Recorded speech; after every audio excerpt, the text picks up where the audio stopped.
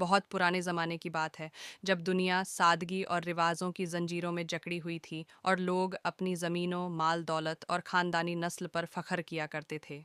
पहाड़ों की गोद में बसे एक छोटे से गांव में एक बूढ़ा आदमी रहता था, जिसका नाम हाजी रहीम था। वह एक सख्त दिल और लालची बाप था। दौलत की हवस उसके दिल में यूं ढंसी हुई थी, जैसे प्यासे रेगिस्तान में आग धधक रही हो। उसकी आंखें हमेशा सोने चांदी की चमक से जगमगाती रहती थीं, मगर दिल कभी तृप्त नहीं होता था, क्योंकि उसे हमेशा और ज्यादा चाहिए था।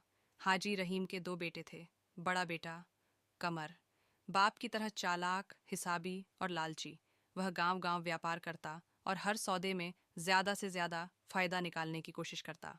छोटा बेटा अली, सीधा सादा, खामोश और नरम दिल। वह खेतों में मेहनत करता, गरीबों की मदद करता और अक्सर अपनी माँ को याद करके रो पड़ता, जो सालों पहले दुनिया से जा चुकी थी।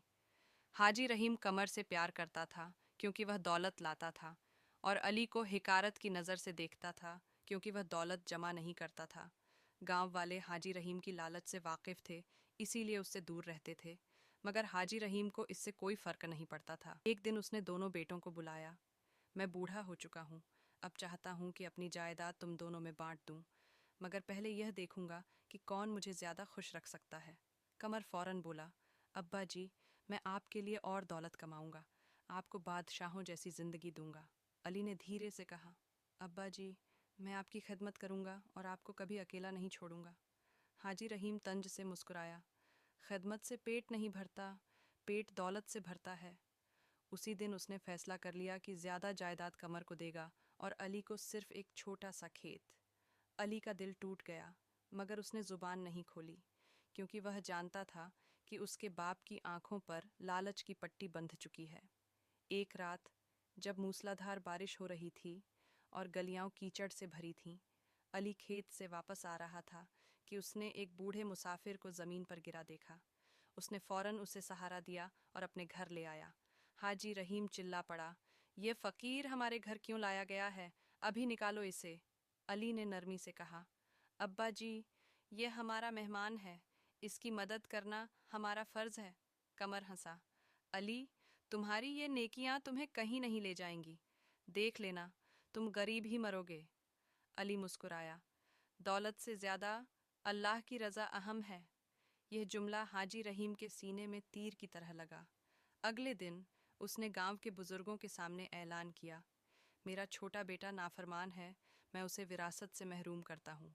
अली खामोशी से घर छोड़ गया, एक झोंपड़ी में रहने लगा, मजदूरी करने लगा, अल्लाह का शुक्र अदा करता रहा।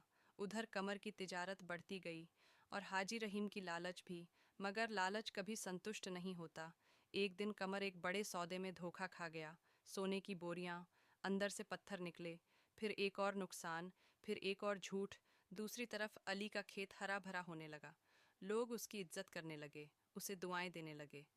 फिर गांव में सैलाब आ गया। हाजी रहीम का घर डूबने लगा। कमर शहर में था। गांव वालों ने अली को खबर दी। अली दौड़ा और अपने बाप को बचा लिया।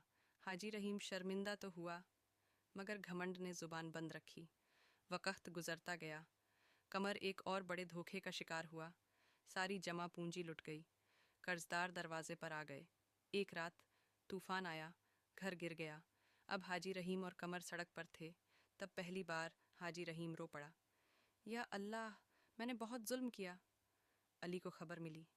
वह आया और दोनों को अपनी झोंपड़ी में ले आया। कमर रोते हुए बोला, भाई, मुझे माफ़ कर दो। अली ने उसे गले लगा लिया। हम सब अल्लाह के बंदे हैं, गलती हो जाती है, मगर तौबा का दरवाज़ा बंद नहीं होता।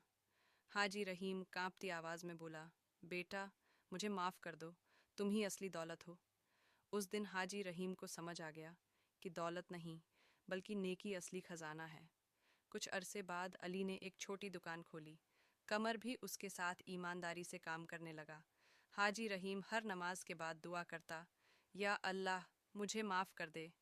आखिरी दिनों में उसने दोनों बेटों को बुलाया। मेरे बेटों, लालच से बचना और एक दूसरे का साथ देना। कुछ दिन बाद वह दुनिया से रुखसत हो गया।